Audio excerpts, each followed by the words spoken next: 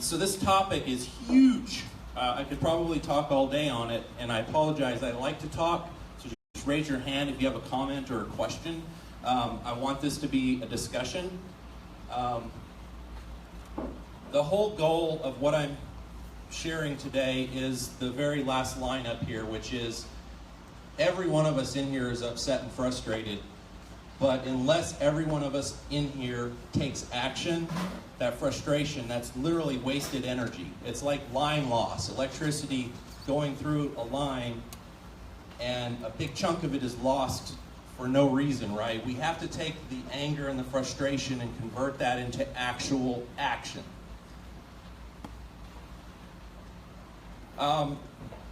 This is somebody, I'm a big believer in knowledge. And Noam Chomsky, if you have not heard of this person, you should have his entire library. And it can be difficult. Some of his, what I would call university work, can be very difficult and frustrating. But his dialogues, his everyday discussions, this is his newest one, Optimism Over Despair. The wisdom that it contains is immense. And I'll share it up here. And I want to read this because this is, again, this is kind of a key for me. A future historian will observe the current spectacle with amazement. He's talking about where we are right now with climate change and fossil fuels. In the lead, trying to avert likely catastrophe, are the so-called primitive societies.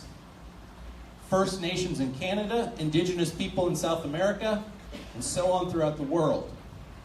Those enthusiastically leading the race to fall off the cliff are the richest and most powerful societies with incomparable advantages like the United States and Canada. Just the opposite of what rationality would predict, apart from the lunatic rationality, and this is the key, really existing capitalist democracy. Unfortunately, right now, most democracies don't exist as true democracies. They exist as capitalist democracies. These are my personal beliefs. Some people will disagree, but I truly believe that capitalism lies at the heart of the environmental catastrophe we're facing, and I believe that corporations lie at the heart of capitalism.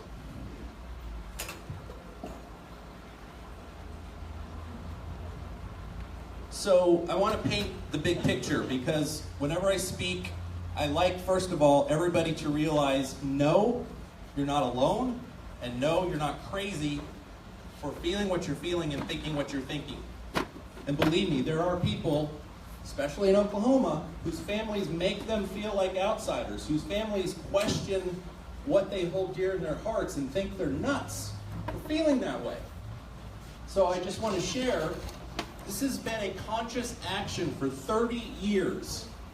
There are different names for it. I prefer neoliberalism. That's a European term. It's not used much here. I would really like to see it used more in America because there is a lot of writing on it. So if you use that term and start researching it, you'll find a lot, again, to show you that, wow, what I was thinking, what I'm feeling, it's not imaginary. It gets down even to levels of power, right? So right now in Oklahoma, talking about grassroots up, it's not how power is evolving in the world. Power is evolving from the top down, especially in Oklahoma. We do have local people tweaking it like Harold Hamm, but I'll give you one chain of examples. And I'm going to share this PowerPoint with Earth Rebirth and anybody who wants copies of it, because there's a lot on here to digest. There's an organization called State Policy Network. They have purposefully, and they're tied to ALEC, American Legislative Exchange Council. These are organizations organized on a national level with purposeful and specific goals for what they're trying to do in the United States. They then have local outlets, 2 of them, actually 3 of them in Oklahoma. Oklahoma Council of Public Affairs, the 1889 Institute, and the E Foundation. Okay, and I want to point up to what neoliberalism is about. So this is a generic definition. And you probably have heard these terms in a lot of places. fiscal austerity, deregulation, free trade, privatization, reduced government. And then when you look at the mission statements of these supposed public-based goodwill organizations, they're almost verbatim what these large multinational organizations, which are funded by large multinational organizations and companies, are trying to do. They're trying to take power of the people away and replace it with corporations. That's the simple thing that we're working on. Oklahoma, unfortunately, as was written in The Guardian, a very good story this week if you haven't seen it, we are a laboratory for how well that model can be put into action to strip away people power and put corporations in their place. I want to specifically point out the E Foundation because, to me, the single most important thing happening in Oklahoma for the next 8 years is our next gubernatorial election. Right now, there are a couple people I think would be great candidates. A whole lot of people I think will possibly put the last spike in, or the last nail in Oklahoma's coffin if they win. Todd Lamb, who is currently the lieutenant governor, the E Foundation was founded years ago. They've had this system running for 30 years. They've known they were going to put Todd Lamb up for governor for years. He has more than $1 million in his gubernatorial account right now, way outpacing everybody else. The E Foundation is a front organization for getting him elected. And again, these are not nefarious, illegal things. These are just simple tools, legal tools, that they're using to consolidate their power. So we have to combat that in the same way. And that's why when former speaker mentioned doing 501c3 for law, absolutely. I can't even name 5 environmental attorneys in our state. Yes? I'd like to mention that they're not necessarily speaking about E Foundation, but a lot of these legal foundations are also unethical foundations. Absolutely. But yeah, so if you do nothing else next year, work to assure, and I'm not here to tell you who that right person is. I think it's pretty easy for most people in this room where your decisions will lie. Work to assure we get the right governor elected. And this is my statement. If Todd Lamb is elected governor, I believe we have lost this state for the next 100 years. For those of you, again, who may feel, gosh, I don't feel really well supported. I'm not sure if what I'm feeling is real. I wonder if I am alone in this. Think about it internationally. I'm really sad to share. In this year alone, and this is already a few weeks old, 98 people have been murdered defending the environment on a worldwide scale. Stop and think about that for a moment. There's an organization that's been tracking this closely. Over the last 10 years, every year, the number of environmental leaders being murdered goes up. This is no joke. I'd encourage everybody to take a look at, there's a study out, Michelle Forrest is the author. It's a United Nations report. He's trying to come at solutions for this. But think about this. Somebody mentioned earlier about our sacrifices and what we're willing to sacrifice. And I think that's really amazing. I don't even know what the right adjective is. As Noam Chomsky mentioned, the frontline battles around the world for resources being led by First Nations, etc., those people are literally laying down their lives. I gotta be honest, I'm wondering, would I be willing to do that? If we get to that point, which I really think we're pretty close to here in Oklahoma, at what time do we decide it's time to move from all legal means to all other means? So I'm here to tell you I'm a square. I've chosen the legal road. I have a child, and that really impacted me. I was a radical as a kid. I still think we need all options. I'm just telling you honestly where I am. I'm coming at this from all legal means. That's also the definition of Sierra Club's mission statement. So I know we don't go far enough for some people, for others we go too far, so we're somewhere in the middle. But I want to be honest about that. We did amend our policy we do now allow for illegal civil disobedience, but it has to be consciously voted on and thought of by the board of directors for the particular Sierra Club group involved. So we have taken one step closer to all legal means and a few illegal means. But we are still a centrist organization, and again, I'm not making any amends for that. It's just who we are. But I truly believe in Oklahoma, there is so much fully legal work that needs to be done. If I could magically choose one action, it would be to magically create 100 environmental attorneys in Oklahoma. I think this state would turn around in 2 years if we did that. So what are some of the specifics? Fracking. Fracking is destroying our state. I truly believe in 20 years, first of all, let me share a number with you. 8.6 trillion, with a T, 8.6 trillion gallons of waste has been stuffed under Oklahoma in 6 years. Not 60, 6. Every frac location uses 4 to 8 million gallons of fresh water. Not recycled water, not wastewater, fresh water. It's coming from farm ponds, it's coming from streams, lakes, private properties selling it out of underneath their land.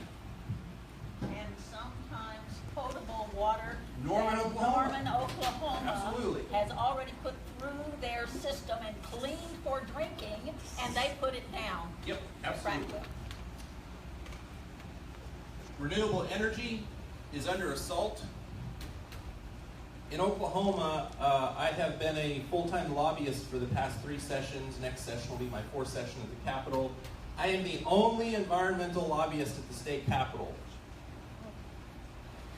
That's why I'm here begging all of you. I need every single person in this room. Renewable energy has been under assault. Every session, there are dozens of laws literally trying to eliminate renewable energy in Oklahoma. This is a fact. We now know, not just theoretically, there are cities in the United States that have replaced all of their fossil fuel systems with battery and other renewable energy sources. So there are multiple cities in the United States now running completely fossil fuel free. Yes, it's expensive and there's a lot to be worked out, but it's doable. This isn't a pipe dream any longer.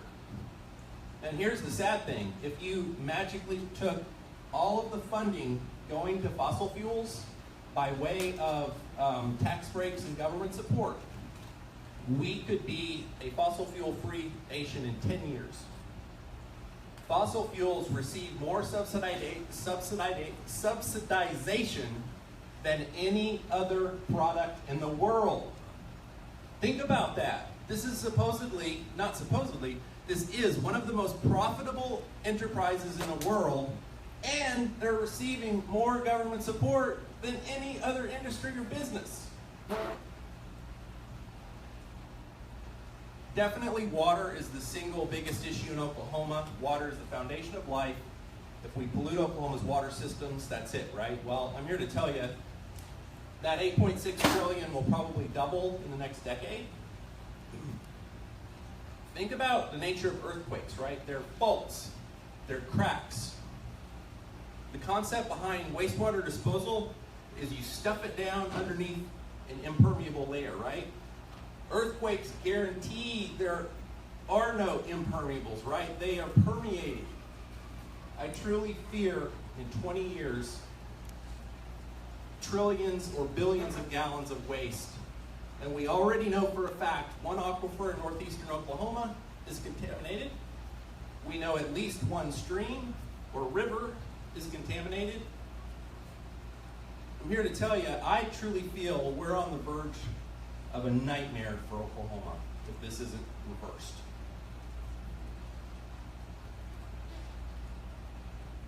That's the big issue. A few smaller things just to give you some other areas where we need people working.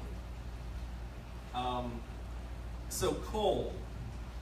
I'm going to do a couple brags on the organization I work for, because I honestly believe we have people that hate Sierra Club, we have people that love Sierra Club.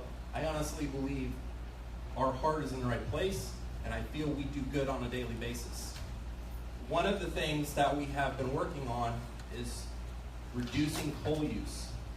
This is something you haven't seen in the news, which just kills me. Sierra Club, via lawsuits, by 2030, Oklahoma's coal use will have been reduced by 53% through what's called the Beyond Coal campaign. Yay. That's a fact. One example of why this is so important. How many people know about the issue in Bridgwater, Oklahoma? Voices of Oklahoma had an article about Bridgwater in 2008. Yes. We've written about it 3 times. And this is an example I want to bring up. So Bridgwater, this is where law can go wrong, right? So Bridgwater did organize, they did get attorneys, and sadly, the lawsuit went sideways, was thrown out last year. So they're kind of starting over from square one. So I just want to be honest, law is not a silver bullet, but it's definitely changed things in Bridgwater. They're definitely better than they were 10 years ago, but there's still a lot to be done. In Bridgwater, Oklahoma, though, the people there, what I want to point out is the most recent story, the Oklahoma Department of Environmental Quality said, hey, if we hear about something, we'll investigate it. And I want to bring this up because we're going to talk about it here in a minute, but if we get an issue that we're upset about, but we don't tell anybody at the state about it, literally, we have to start paper trails or nothing ever gets done. And Bridgwater is a good example of that, because even with all the attention on Bridgwater, there are still issues that were not formally brought to the state. People just thought, oh, sure, everybody, they assumed people knew about these things. That's why, to me, it's 2 things. We need the law and we need voices. Don't ever assume anything has been reported on. Mercury Lakes, also part of the coal issue. I try not to bring up too many of these things because it can get depressing, but Oklahoma now has 60 lakes that are polluted with mercury, which means they will never be clean. You cannot take mercury out of lakes. Those are 60 lakes where the fish is now contaminated, so they have to post warning signs. We have a lot of people in Oklahoma that subsist on fishing, daily fishing. This is a true and real thing. This is the one issue that I don't often get time to work on a single passion issue because I'm directing a statewide organization, but I've chosen I'm going to take on mercury because I'm so angry about this particular issue. And they just added 14 more lakes 2 months ago. Mercury gets in lakes by the burning of coal. These are things that you would think, oh, everybody knows that. No. Education is the biggest missing link. So we need lawyers, and we need people speaking their minds, and we need that amplified out in the media and on social media. So that the fact that, well, how do we get mercury poisoned lakes? It literally happens in Texas. Texas burns more coal than any state in the U.S. It blows into Oklahoma, falls into our lakes.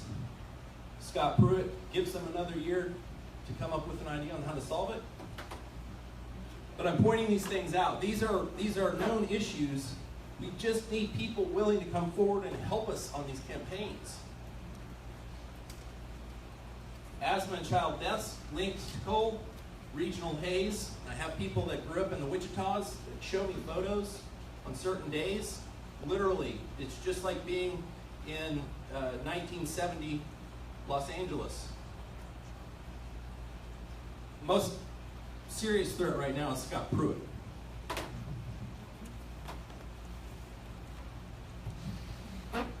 I already mentioned this, but I want to reiterate this. Oklahoma is not being run by people, voters on the ground. You can and you must make the difference by voting. But I'm here to tell you, until we aggregate power bases, all of the people and all the organizations represented in this room, working towards common goals. These are the outside organizations that are running Oklahoma, and almost all of those are based around the fossil fuel industry at this point.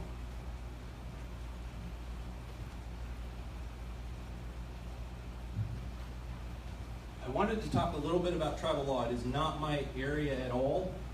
I know people engaged in it, but the things that I wanted to share, because I think they're important. First of all, tribes are not perfect, right? Some tribes are doing great. Some tribes, frankly, sold out a long time ago. But to me, in Oklahoma, tribal sovereignty is the weapon.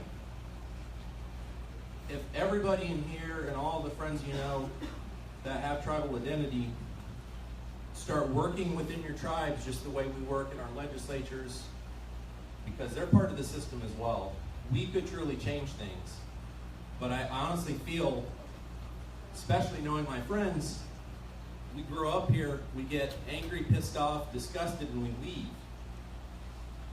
And what I think more than anything is Oklahoma is the perfect place to take a stand. There is no better laboratory, workshop, living space, ecosystem to make a difference in the United States than Oklahoma. I'm not going to go into the water legal issue, but what I wanted to bring up is this quote.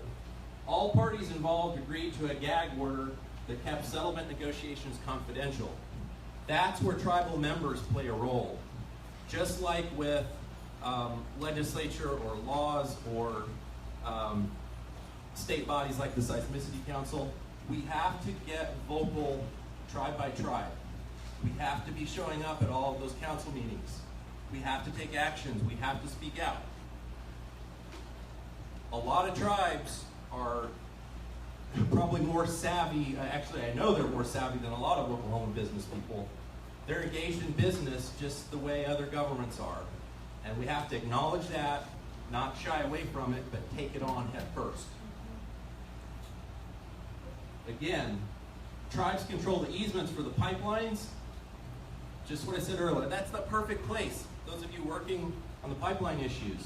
We've seen one tribe reverse its stance. I mean, that was, to me, that was like, I was so excited to hear a tribal council reversed its opinion on an easement. I was so excited that day. That should be happening all over. Sac and Fox is right there in Cushing. That tribe has so much potential power. And I want to make this as different as being Native is from being Caucasian. There are still similarities, and that to me is what's most important. We have to acknowledge our similarities and work together. It doesn't mean we throw away who we are.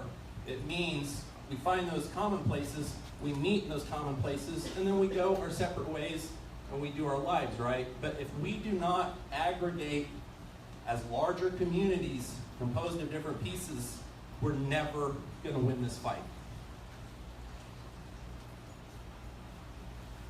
I'm a lobbyist. There are tribal lobbyists at the Capitol that I work with. So keep this in mind. You know, I think a lot of outsiders have these views of, I literally remember people, I moved to Oklahoma when I was 8. I'm actually a 4th generation Oklahoma, but I was born in Minnesota. I had people write me, did you sleep in a teepee yet? Have you been on a Conestoga wagon? You know, they have these views. I just want to let you know, the tribes are as savvy, intelligent, and smart as any state, nation, or corporation out there. They're at the Capitol lobbying. They have a caucus. So again, there are all these places for everybody to plug in and make a difference within all legal means. And I keep coming back to that because that's just where I operate. Again, we need all of the different actions on that spectrum. But there are all these places that I don't see when I'm up there at the Capitol. I don't see the people I know are pissed and angry about these issues at the Capitol. We don't show up there, it doesn't exist to these elected officials, including tribal officials. Like I said, I'm sorry, I'm talking a lot, I know. We'll hopefully chat here in a second. Why I say the law is important in working within it. A few good things and a few bad things about the importance of law and why I would like to see more people engaging in it. We didn't get the Oklahoma Department of Environmental Quality until 1993. We wouldn't have ODEQ unless everyday people asked for it. ODEQ was formed after a group of everyday citizens asked for it and forced it through. It wasn't some magic thing that these, hard-serving elected officials did. It's groups like Sierra Club and a bunch of others in Oklahoma who forced that issue. So we have an ODEQ now. The other big law, and I'm leaving a document, and I'll share the document with anybody who wants it. It's a history of water law, because that could take a week. Our current water law came into being in 1973, so pretty recently. There are two significant things. One, no water allocations in Oklahoma from the state of Oklahoma are metered. You get your permit, you can take out 1 gallon or 1 million gallons, they'll never know. So think about that. We don't know if the other provisions have been honored, because there are some pretty technical provisions. Permits are for a specific amount, right? They name an amount, but they do not meter for it. They name an amount, but you can't tell if they took that amount unless there's a meter. Right. That's the problem. Yes. They're not metered, right? Okay, but they are for a specific amount. It's Yes. not just like you get a permit, you can take water. No, you're supposed to take Supposed only to, yes. that. Yeah, but we, of course, can't figure out how much was taken without a meter. Exactly. I came in at a pretty exciting time in Oklahoma legislative history. I don't know any other way to describe it than an environmental assault. A full-on environmental assault is going on in Oklahoma and this nation. In 2016, just as we started becoming active on stepping up and taking care of fracking, guess what our legislature did in response to the people being upset about fracking? Did they listen to the people? No. They literally passed a law banning city councils from regulating any aspect of oil and gas in Oklahoma. I mean, think about this. This is happening. And I truly believe if I had had 1,000 more citizens with us on this issue, we would have beat it back. It was close. And it just breaks my heart. We were that close. And I know people are like, God, it's such a drag going to the Capitol and those shysters. I want to take a bath when I get up there. But we've got to be doing this because this is real opportunity. This year, Standing Rock, Rock On, great progress. Quite a movement. Probably raised more attention globally to U.S. environmental issues, I think, than anything has in the past decade. How did Oklahoma respond? 2 laws that were mentioned earlier that strengthen,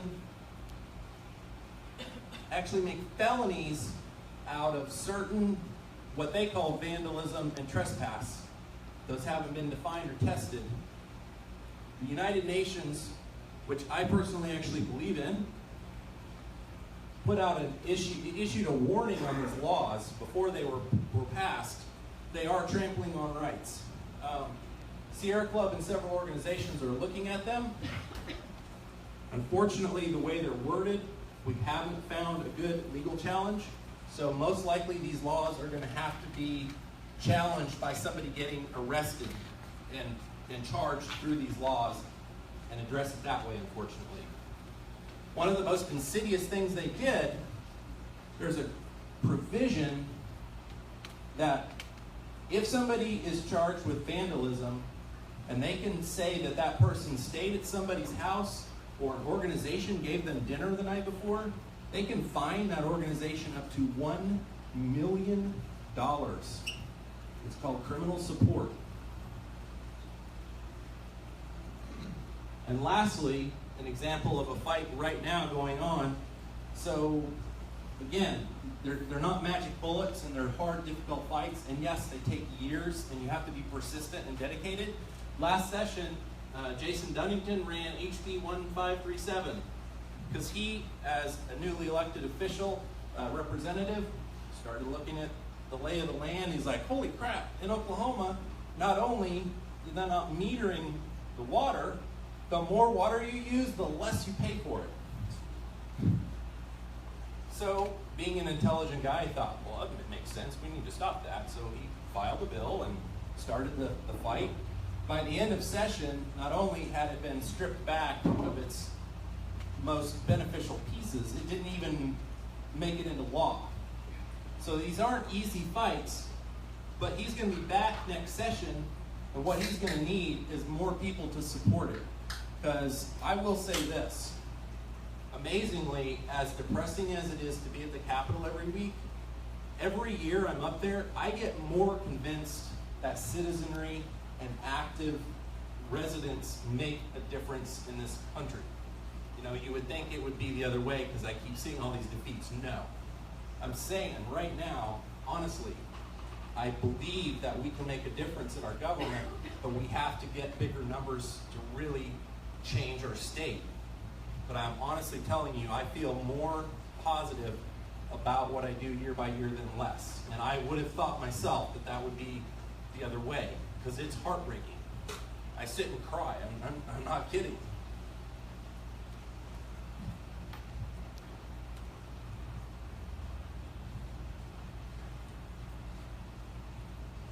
So these are the agencies that are involved in managing Oklahoma's environment. There's about 12 of them. They all do a little bit.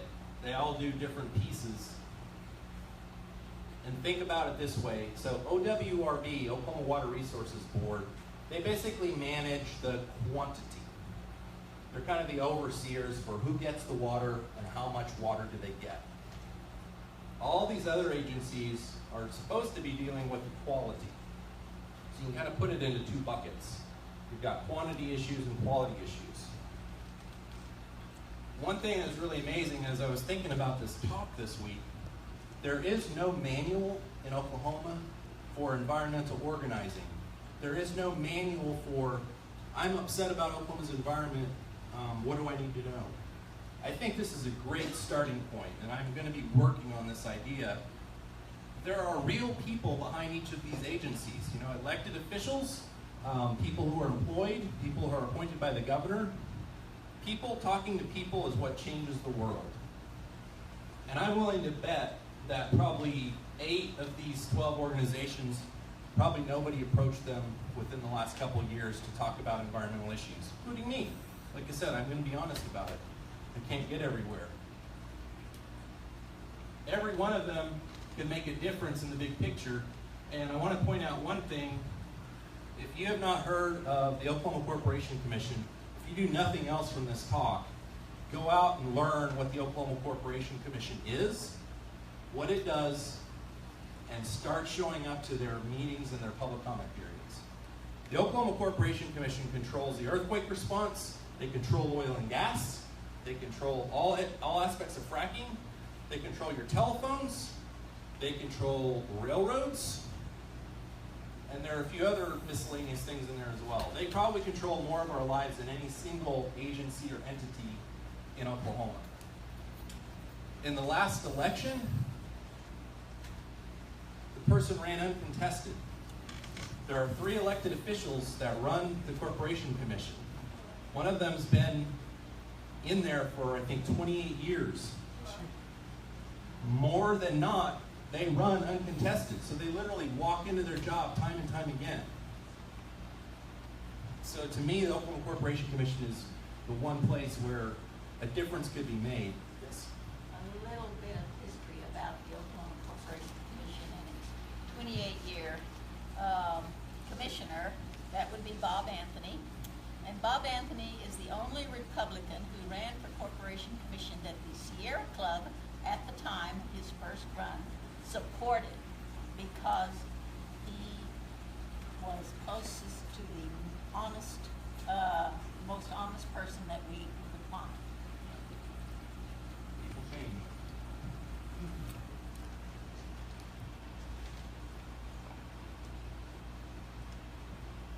So when I use this word citizenry, a lot of people get upset because you look at dreamers and you look at, well, are you a U.S. citizen? Are you a tribal citizen? So I don't mean offense to anybody by using that term.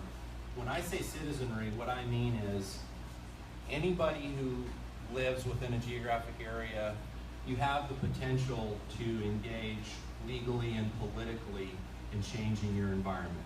So that's what I mean by a citizen. Somebody who activates themselves and tries to make a difference in their geographic area. And it's funny because I think the talk earlier was kind of impromptu, but I am right on with everything I was hearing. We need attorneys willing to do the work.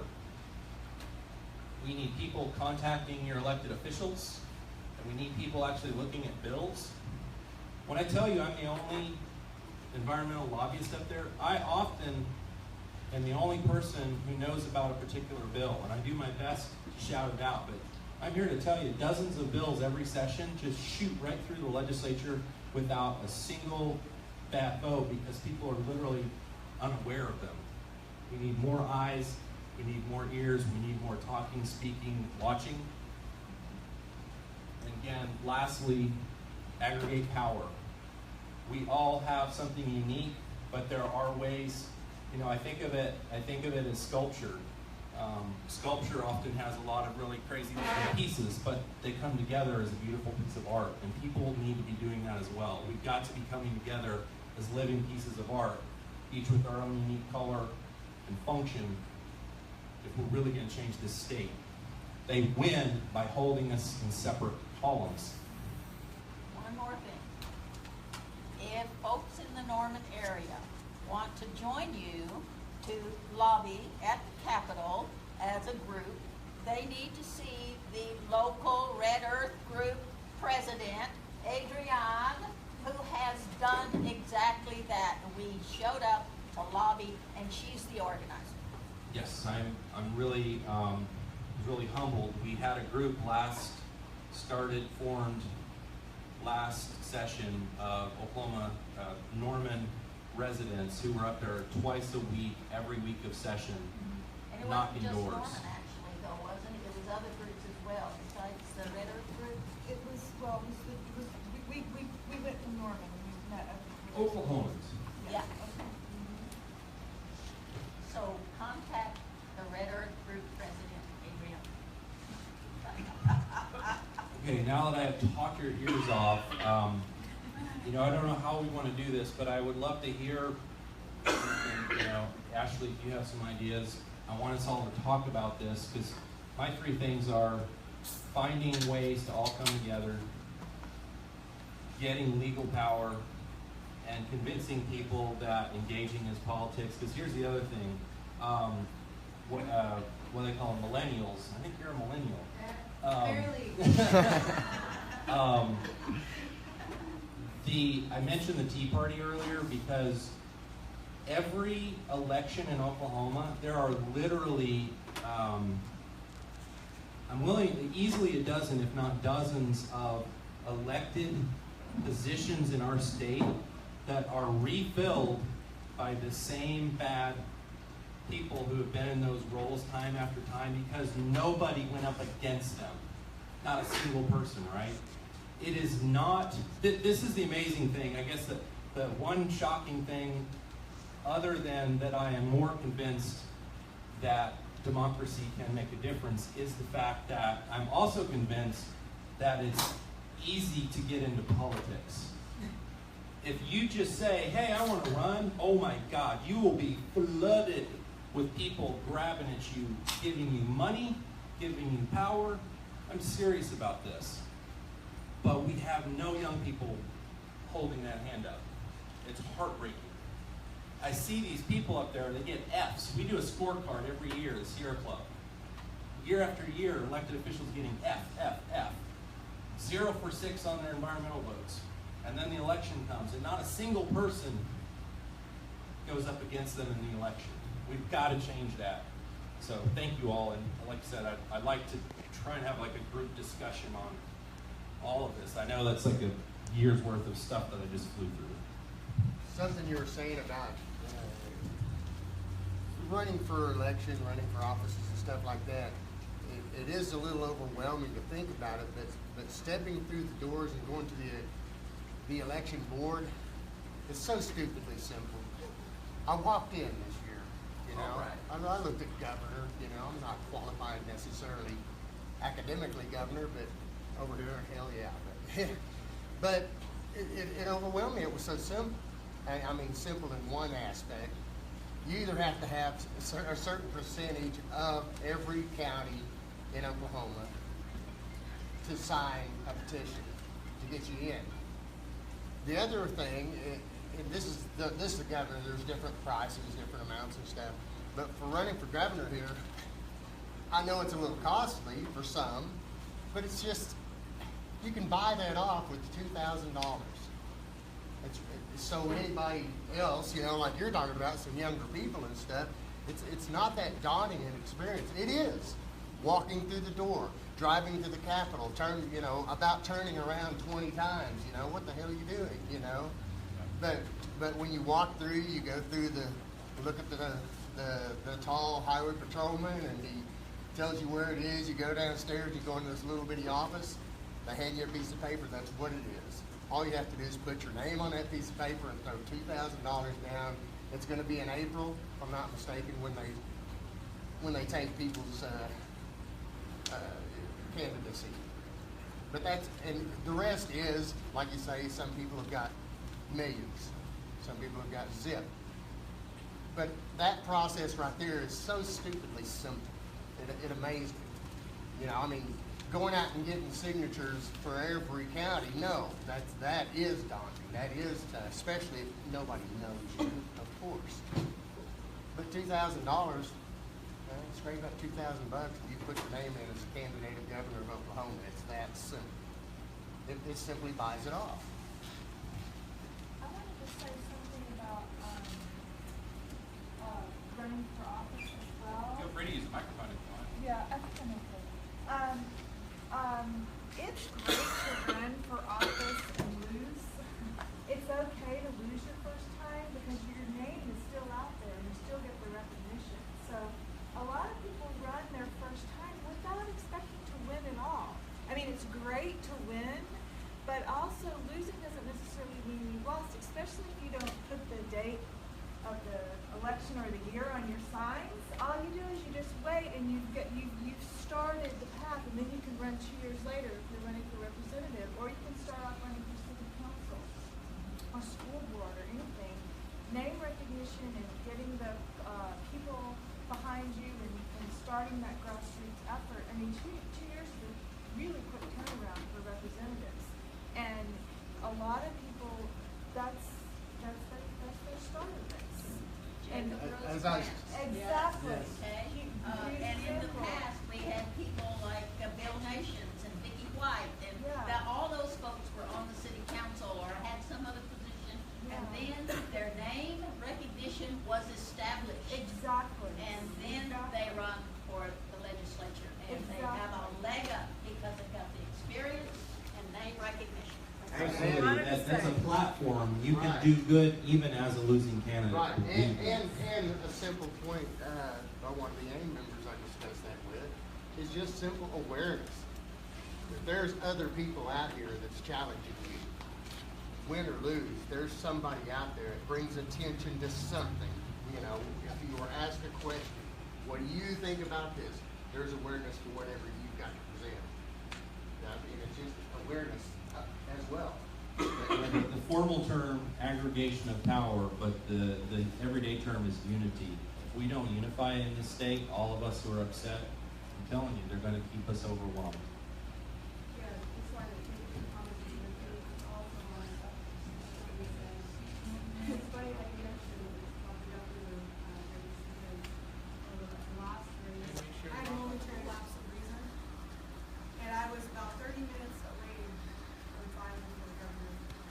Just because, and it wasn't it's never been my dream or anything like that. But just for that very reason, is to bring attention to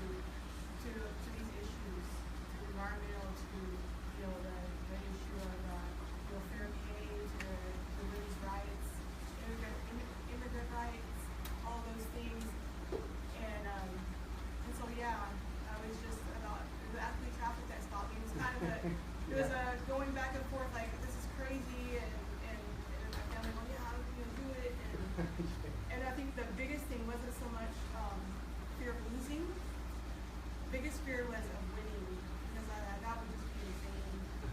And so yeah, so I had momentary lapse of reason, and now I look back like, what was I thinking? Well, but it, being but under it the is. microscope as well, oh my Yeah, gosh. but- This is about you, about me, Yeah. but our families are involved. But it's true, but I think, You people are involved. yeah, but I think that would have been an excellent opportunity to shake things up and to be able to get those issues out, because, you know, like you said, it's been the same people over and over and over again. And I think that to have it, especially at age one, to come out and people would probably be like, what? And tribes, that maybe then tribes would wake up and pay attention, but I don't see honestly, I don't see doing that anytime soon. But like I said, momentary lapse of reason, but yeah, it's just ironic that you mentioned that. But I also wanted to kind of touch upon another irony is I see that you have the A9 Institute up there. And I noticed the other day there was an article on their Facebook, of course, where the Oklahoma City drillers are going to use their old uniform for one game or something, for whatever reason, and they're going to go back to the 89ers. And so that led me to like, at the Chickasaw, it was the Chickasaw Stadium or something like that, it's called that. And so I thought, how ironic, you know, Chickasaw Stadium and 89ers. And so that led me to looking up some things, and actually, I had come across the 89 Institute. And I'd seen some history on it where it was founded, if I'm correct, it was founded by descendants of the 89ers and Bush landowners. So it goes back to that, so that's still there. That colonization is still happening through that. And it's just pretty disgusting. But and then you mentioned about the loss of activists, environmental activists throughout the world, and it's huge, especially in the indigenous population here as activists. And also, I like your frankness about the fact that, you know, we do have to think about those dangers that are ahead. We do have to question ourselves. Unfortunately, where I think that we are close to that time, we have to question ourselves. Are we willing to lay our lives down? I can absolutely say yes. In a heartbeat. Is that right there?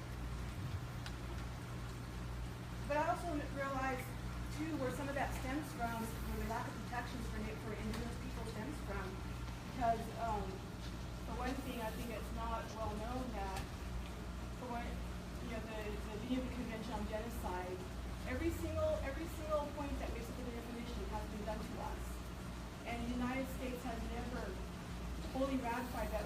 They ratified it, but with exceptions, and exceptions are that they have to approve being sued or being held responsible for these actions that have been done.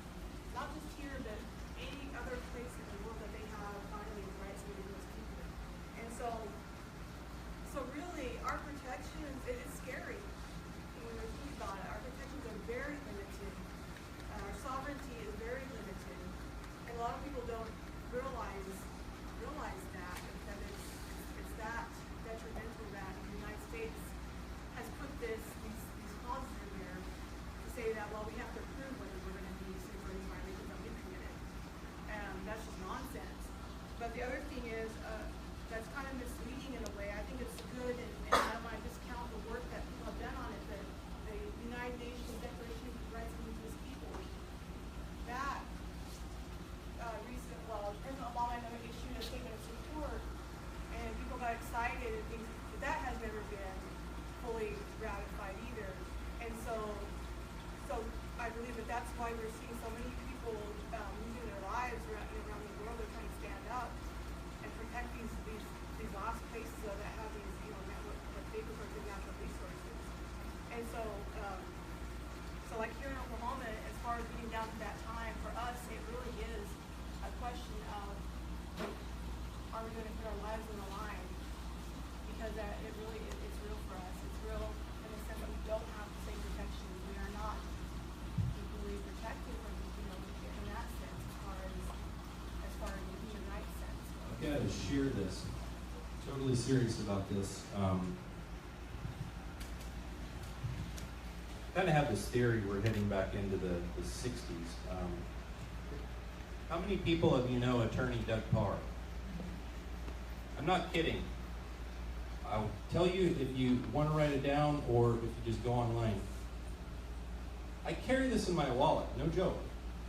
Doug Parr is an attorney who will get you out of jail. He works with indigent. He works with environmentalists. I think he worked with the people who protested the southern leg of KXL.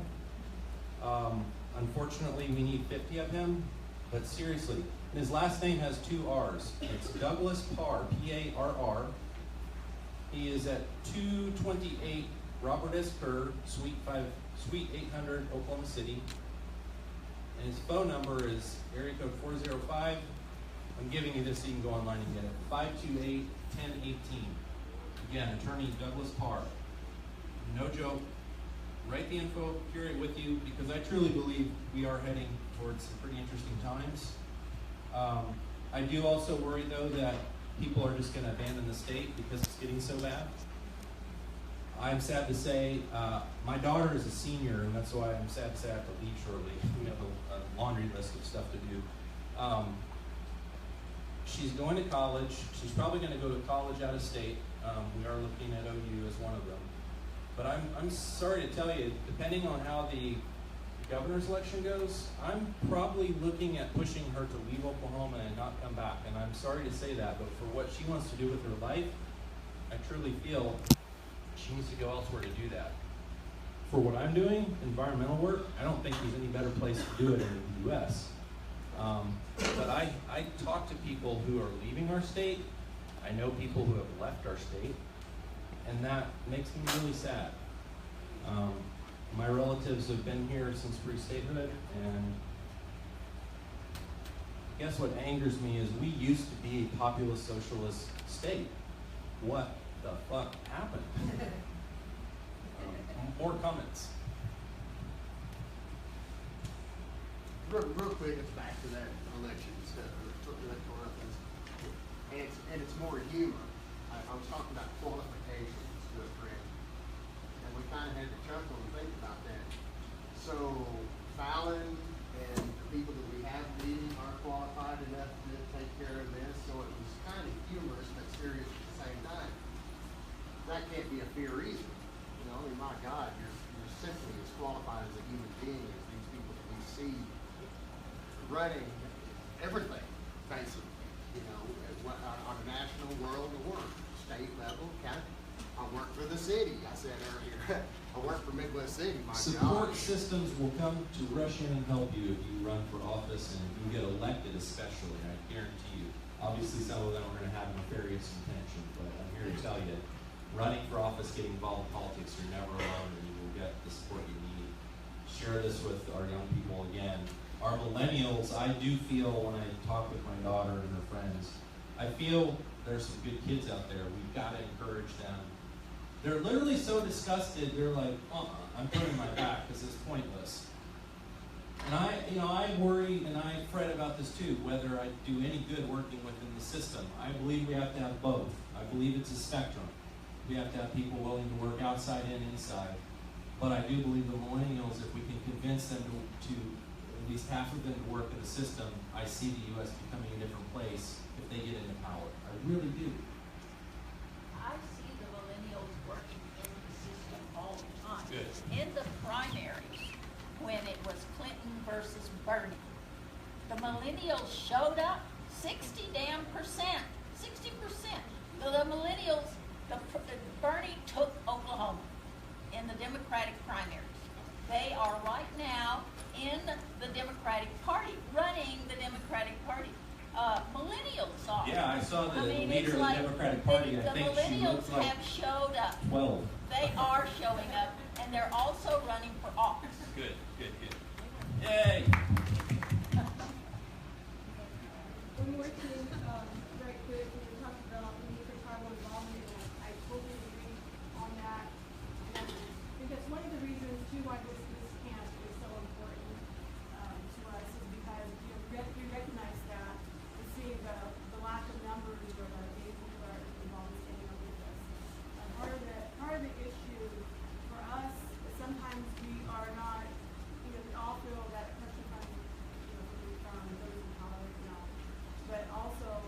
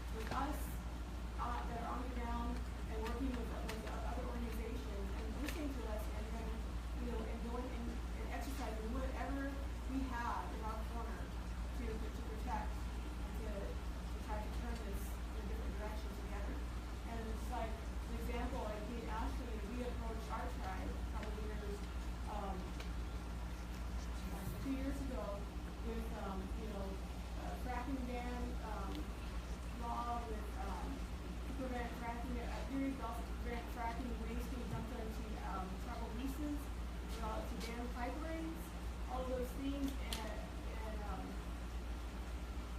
someone's house. And so sometimes it's like, you know, I told Ashley, I said, okay, from January, I said, I don't file for office. You know, because that's what I'm like, we can hear it, we hear it. And then in turn, also try to tell it, you know, and I know you understand this too, trying to, you know, juggle multiple hats. So we're hoping that this can ensuring knowledge that you have on policy that we can pass on to, and maybe ask to come business teachers or to come and to help enlighten our people. But I just hope it really sparks some, I feel like it is, because everything is falling into place like this, and I feel like it really is going to be key to making it here. We're at a crossroads moment. Yeah. I'm here to tell you. Our state's either going to fail or succeed in the next couple years. Don't underestimate social media. And also, so I keep a media contacts list. Anybody who wants that list, I'll give it to you. There are 110 journalists on it, and a lot of them are dying for stories. I am not kidding.